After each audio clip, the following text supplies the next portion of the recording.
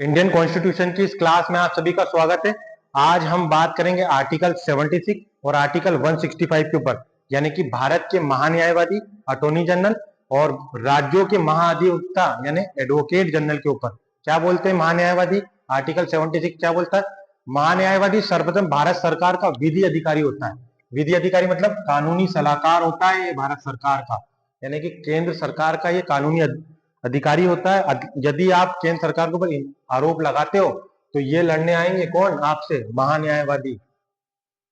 भारत का महान्यायवादी ना तो संसद का सदस्य होता है और ना ही मंत्रिमंडल का सदस्य होता है।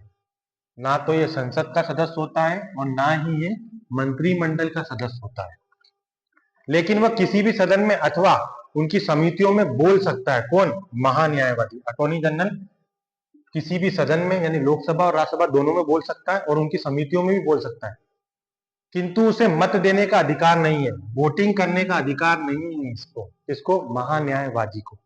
महान्यायवादी की नियुक्ति कौन करता है? बहुत बार ये क्वेश्चन आ चुका है और आएगा।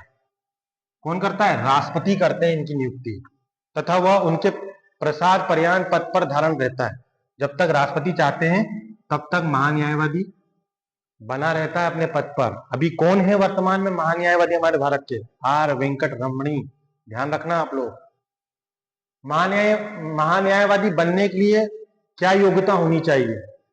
वही योग्यता होनी चाहिए जो उच्चतम न्यायालय यानी कि सुप्रीम कोर्ट के न्यायाधीश बनने की जो योग्यता होती है ना, वही योग्यता होनी चाहिए।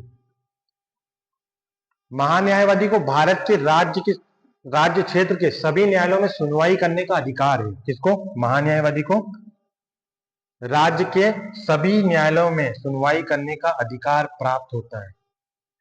महान्यायवादी को सलाह देने के लिए एक सोलिसिटर जनरल होगा। कौन है वर्तमान में सोलिसिटर जनरल? तुषार मेहता हैं, तथा दो अतिरिक्त यानी एडिशनल क्या होंगे? सोलिसिटर जनरल होंगे महान्यायवादी को सलाह देने के लिए और नियुक्त किए जाते हैं।